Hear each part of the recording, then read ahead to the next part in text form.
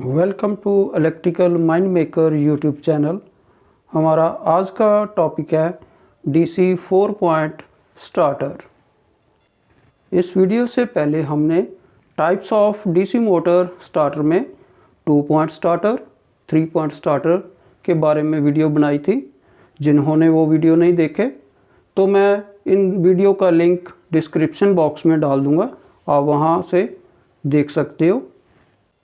उन वीडियो में हमने जाना था कि डीसी मोटर को स्टार्ट करने के लिए मुख्य रूप से 3 प्रकार के स्टार्टर यूज़ किए जाते हैं, 2 पॉइंट, 3 पॉइंट और 4 पॉइंट स्टार्टर। जो 2 पॉइंट स्टार्टर है वो डीसी सीरीज़ मोटर के लिए यूज़ किया जाता है और जो 3 पॉइंट स्टार्टर है वो डीसी शंट और कंपाउंड मोटर दोनों के लिए यूज़ किया जाता है। लेकिन जहाँ पर अगर स्पीड वेरिएशन की ज़रूरत हो, यानी कि नॉर्मल से ज़्यादा स्पीड की ज़रूरत हो, तो वहाँ पे 3 पॉइंट स्टार्टर काम नहीं करता था। जब हम नॉर्मल से ज़्यादा स्पीड चाहते थे तो उस वक्त वो स्टार्टर ट्रिप कर जाता था, मोटर बंद हो जाती थी।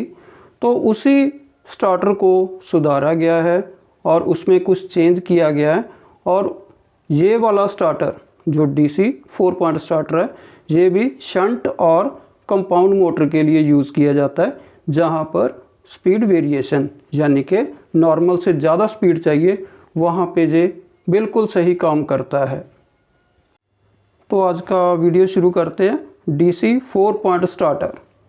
डीसी 4 पॉइंट स्टार्टर, जैसा कि इनके नाम से ही पता चलता है कि जो स्टार्टर के टर्मिनल हैं उनके गिनती के ऊपर, नंबर ऑफ टर्मिनल के ऊपर ही इनका स्टार्टर का नाम रखा जाता है। जैसे इसके 4 टर्मिनल हैं तो इसका स्टार्टर का नाम है डीसी 4 पॉइंट स्टार्टर।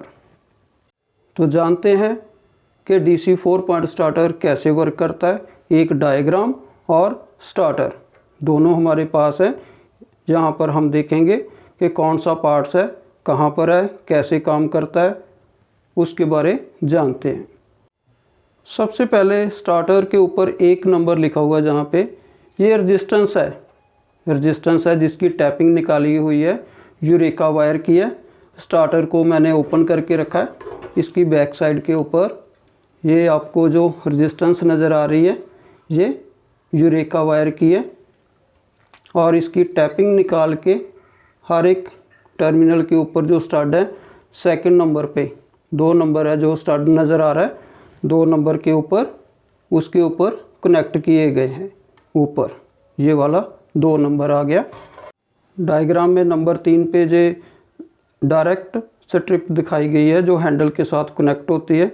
ये वाली आगे वायर के द्वारा 9 वोल्ट कॉयल और यहाँ से डायरेक्ट फील्ड से कनेक्ट होती है। वो स्ट्रिप की बजाय इसके नीचे वायर है जो डायरेक्ट इस कॉयल से कनेक्ट की गई है। नंबर 4 हैंडल, जो हैंडल है हैंडल स्प्रिंग से कनेक्ट है और ऑफ पोजीशन पे ये स्प्रिंग इसको रखता है और धीरे धीरे हम इसको 9 वोल्ट कॉइल की तरफ लेके जाते हैं। इसके साथ जो 5वां नंबर है ये मेटल स्ट्रिप है जो जाके 9 वोल्ट कॉइल के साथ जब ये मैग्नेटाइज होती है इसके साथ चिपकती है और हैंडल 9 वोल्ट कॉइल के साथ लगा रहता है, मोटर ऑन पोजीशन में आ जाती है। Number 6 9 volt coil. 9 volt coil यहाँ पर है स्टार्टर के ऊपर। इसकी जो वायर है नंबर ऑफ टर्न ज़्यादा और साइज़ में बारीक होती है। इसका मुख्य कार्य जब ये मैग्नेटाइज होती है, सप्लाई से कनेक्ट करते हैं स्टार्टर को, तो हैंडल को पकड़ के रखना है। हैंडल को पकड़ के रखती है ये वाली 9 volt coil. Number 7 overload coil. Overload coil है वो स्टार्टर में यहाँ पे है और इसका काम जब मोटर किसी कारण शॉर्ट सर्किट या ओवरलोड के कारण ज़्यादा करंट लेती है तो ये कॉइल मैग्नेटाइज हो जाती है और जो नीचे लीवर दिखाया गया है, डायग्राम में लीवर दिखाया गया, ये वाला लीवर है मूवेबल है और इसको अपनी तरफ खींच लेती है। ओवरलोड कॉइल अपनी तरफ खींचती है और ये वाले दोनों पॉइंट आपस में शॉर्ट हो जाते हैं। जो ये वाले पॉइंट है ये 9 वोल्ट कॉइल के पैरेलल में लगे हैं, ये भी शॉर्ट हो जाते हैं और ये शॉर्ट हो जाने के कारण करंट बाईपास हो जाता है, कॉइल में से नहीं जाता और जो 9 वोल्ट कॉइल है वो डीमैग्नेटाइज हो जाती है और हैंडल को पकड़कर उसकी रखने की क्षमता कम हो जाती है और हैंडल स्प्रिंग के कारण वापस ऑफ पोजीशन पे आ जाता है। तो हम एक डीसी 3 पॉइंट स्टार्टर की डायग्राम और एक 4 पॉइंट स्टार्टर की डायग्राम दोनों को कंपेयर करेंगे कि डीसी 3 पॉइंट स्टार्टर में क्या कमी थी और उसको क्या सुधारा गया। दोनों डायग्राम सामने रख के इसको देखते हैं कि क्या चेंज किया गया है और डीसी जो 4 पॉइंट स्टार्टर है और 3 पॉइंट स्टार्टर के कंपैरेटिवली बेहतर क्यों है जब स्पीड वेरिएशन की ज़रूरत होती है। जैसा हमने लास्ट वीडियो में जाना था कि एक डीसी 3 पॉइंट स्टार्टर जब एक मोटर से शंट या कंपाउंड मोटर से कनेक्ट करते हैं तो उस समय जब डीपी स्विच ऑन करते हैं तो पॉजिटिव जो वायर है वो ओवरलोड कॉइल के थ्रू हैंडल के साथ कनेक्ट है और हैंडल को जब हम आगे की तरफ लेके जाते हैं क्योंकि हमें आर्मेचर की रेजिस्टेंस कम होने के कारण पूरी रेजिस्टेंस आर्मेचर के सीरीज़ में डालते हैं, तो यहाँ से एक डायरेक्ट वायर जो 9 वोल्ट कॉइल के थ्रू हम फील्ड को देते हैं, फील्ड वाइंडिंग को चली गई है। तो इस तरह स्टार्टिंग समय पूरी रेजिस्टेंस आर्मेचर के सीरीज़ में होती है और उस समय जब हम स्टार्ट करते हैं मोटर को और धीरे धीरे आगे की तरफ हैंडल को लेके जाते हैं तो उस समय आर्मेचर जब फील्ड में घूमना शुरू करता है तो इसके अंदर बैक ईएमएफ इंड्यूस हो जाती है जो कि दी गई सप्लाई को अपोज करती है। तो उस समय हम आगे तरफ जाते जाते लास्ट पे जब 9 वोल्ट कॉइल के साथ हैंडल को लेके जाते हैं तो हैंडल को 9 वोल्ट कॉइल पकड़ लेती है और मोटर रनिंग पोजीशन में आ जाती है। लेकिन कई दफ़ा हमें नॉर्मल से स्पीड ज़्यादा चाहिए। नॉर्मल से स्पीड जब ज़्यादा चाहिए, जैसा कि हम जानते हैं कि स्पीड जो है वो फ्लक्स के इन्वर्सली प्रोपोर्शनल है। जो स्पीड है वो फ्लक्स के इन्वर्सली प्रोपोर्शनल है, यानी कि अगर फ्लक्स कम होगा तो स्पीड बढ़ेगी और फ्लक्स ज़्यादा होगा तो स्पीड कम हो जाएगी। और जब हमें नॉर्मल से स्पीड ज़्यादा चाहिए तो फ्लक्स को कम करना पड़ता है। जैसा मैंने पहले बताया कि स्पीड जो फ्लक्स के इन्वर्सली प्रोपोर्शनल है, फ्लक्स कम करेंगे तो स्पीड बढ़ जाएगी। तो फ्लक्स कहाँ है? मेन फील्ड वाइंडिंग में। जो फील्ड वाइंडिंग है वहाँ पे फ्लक्स है और फ्लक्स को कम करने के लिए हमें जो वेरिएबल रेजिस्टेंस लगानी पड़ती है। अगर रेजिस्टेंस लगाएंगे इसके सीरीज़ में तो फील्ड वाइंडिंग का करंट कम हो जाएगा, कम होने के कारण फ्लक्स भी कम हो जाएगा। तो आप यहाँ से देखो कि ये वाली वायर कहाँ कनेक्ट के एफ टर्मिनल के ऊपर और ये जो टर्मिनल है आगे 9 वोल्ट कॉइल, यानी कि 9 वोल्ट कॉइल फील्ड वाइंडिंग के सीरीज़ में है। तो जब हम फील्ड वाइंडिंग का फ्लक्स कम करने के लिए रेजिस्टेंस इंक्रीज करेंगे तो यहाँ पे 9 वोल्ट कॉइल उसका भी करंट कम हो जाएगा क्योंकि सीरीज़ में करंट का रास्ता एक ही होता है। अगर फील्ड वाइंडिंग का करंट कम होगा तो 9 वोल्ट कॉइल का भी करंट कम हो जाएगा। तो कम होने के कारण इसकी मैग्नेटिक कैपेसिटी, जो मैग्नेटिक क्षमता है वो भी कम हो जाएगी और कम होने के कारण जो हैंडल को इसने पकड़ के रखा है, जो हैंडल इसके साथ चिपका हुआ है, वो इसके साथ स्थिर नहीं रह पाएगा। कॉइल उसको पकड़ के नहीं रख पाएगी तो हैंडल को वो छोड़ देगी। हैंडल को अगर छोड़ दिया 9 वोल्ट कॉइल ने तो हैंडल वापस स्प्रिंग टेंशन के कारण ऑफ पोजीशन पे आ जाएगा और मोटर ऑफ हो जाएगी। तो इस तरह हम जब भी नॉर्मल से ज़्यादा स्पीड लेनी चाहेंगे तो उस समय handle bar bar of position पे आएगा और मोटर ऑफ पोजीशन पे आ जाएगी, मोटर बंद हो जाएगी। तो इसी को सुधारा गया है इस स्टार्टर को। तो यहाँ पे 9 वोल्ट कॉइल है, इसको सप्लाई अलग से दे दी गई है। जो इसको कॉइल को नेगेटिव और पॉजिटिव सप्लाई का चाहिए वो एक रेजिस्टेंस के थ्रू डायरेक्ट दे दिया गया है।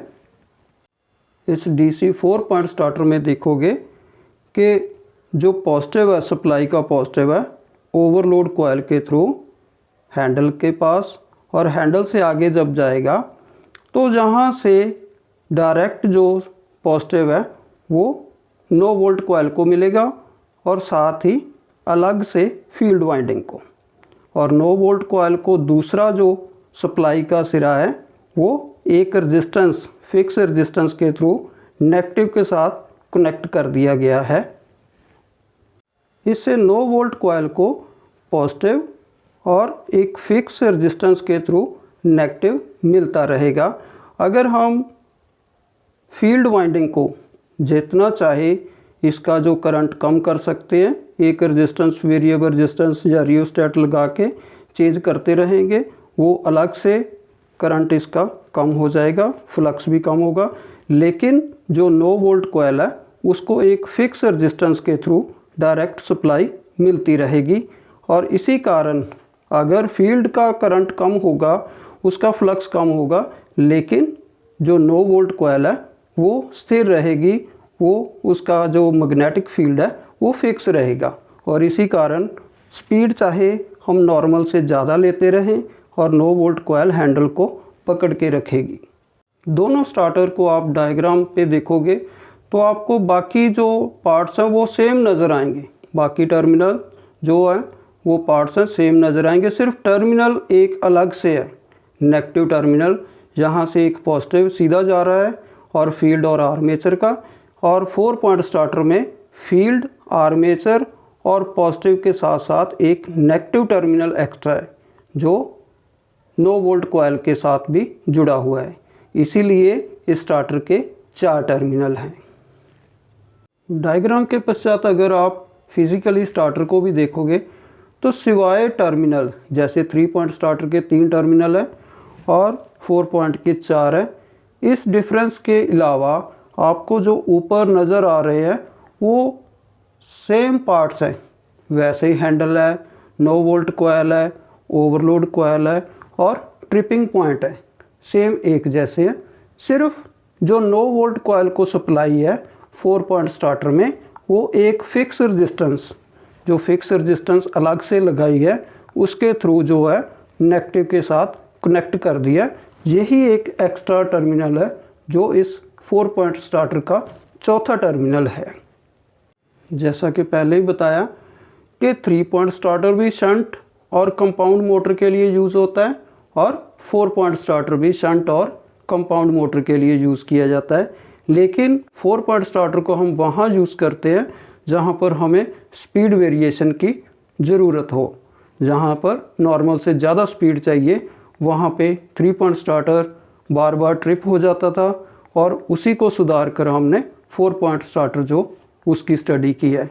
तो आइए जानते हैं पूरी डायग्राम से कि ये स्टार्टर कैसे काम करता है। ये DC 4 पॉइंट स्टार्टर एक कंपाउंड मोटर के साथ कनेक्ट है, जिसमें आर्मेचर वाइंडिंग जो सीरीज़ वाइंडिंग के साथ सीरीज़ में कनेक्ट है, और एक सीरीज़ वाइंडिंग और दूसरा शंट वाइंडिंग का जो टर्मिनल है आपस में शॉर्ट कर दिया गया, और सप्लाई का नेगेटिव इसके साथ कनेक्ट है।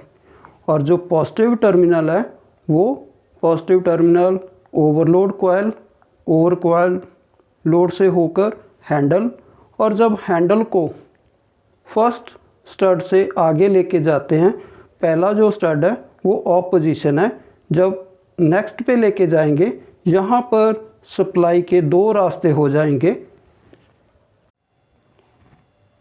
एक रेजिस्टेंस के थ्रू सीधा आर्मेचर के सीरीज़ में, क्योंकि हमने पूरी रेजिस्टेंस स्टार्टिंग में आर्मेचर के सीरीज़ में डालनी होती है, और दूसरा जो वायर है पॉजिटिव टर्मिनल यहाँ से वो 9 वोल्ट कॉइल, और यहाँ से सीधा जो फील्ड वाइंडिंग को जाएगा। और 9 वोल्ट कॉइल जैसे कि चौथा टर्मिनल बनाया गया, नेगेटिव एक फिक्स रेजिस्टेंस के द्वारा 9 वोल्ट कॉइल को पॉजिटिव यहाँ से सीधा मिल जाएगा, और नेगेटिव एक फिक्स रेजिस्टेंस के through no volt coil field से अलग रहेगी। तो जब हम हैंडल ऑफ पोजीशन से आगे की तरफ लेके जाएंगे तो जहाँ पर पॉजिटिव के दो रास्ते, करंट के दो रास्ते हो जाएंगे। एक तो पूरी रेजिस्टेंस के थ्रू आर्मेचर को चला जाएगा और दूसरा जो स्ट्रिप लगी हुई है इसके नीचे है वायर, उसके थ्रू डायरेक्ट एक नो वोल्ट कॉइल और दूसरी सीधा फील्ड वाइंडिंग को चली जाएगी। तो फील्ड वाइंडिंग को सीधे सप्लाई मिल गई और नो वोल्ट कॉइल को यहाँ से एक फिक्स रेजिस्टेंस के थ्रू नेगेटिव के साथ डायरेक्ट सप्लाई मिल गई। तो उस समय जो नो वोल्ट कॉइल है मैग्नेटाइज हो जाएगी और हैंडल को लास्ट पे पकड़ के रखेगी। इस समय मोटर ऑन पोजीशन पे रहेगी। तो इस समय स्पीड वेरी करना हो तो फील्ड वाइंडिंग के सीरीज़ में जो वेरिएबल रेजिस्टेंस जिसको हम इंक्रीज़ कर सकते हैं, तो सिर्फ जो मैग्नेट है, जो करंट है, वो फील्ड वाइंडिंग का ही कम होगा, इसके कारण फ्लक्स कम होगा। लेकिन no volt coil direct supply से कनेक्ट होने के कारण इसके जो मैग्नेट के ऊपर कोई इफ़ेक्ट नहीं पड़ेगा और ये हैंडल को पकड़ के रखेगी।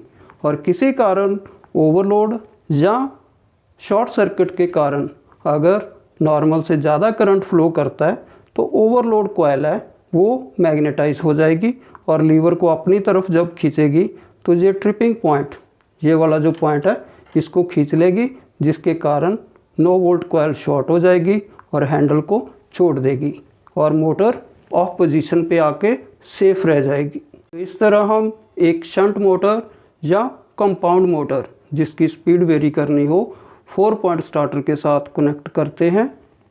तो उम्मीद करते हैं इस वीडियो से आपको बहुत सारी जानकारी मिली होगी। अगर वीडियो अच्छा लगे तो इसको लाइक, शेयर और कमेंट ज़रूर कर दें।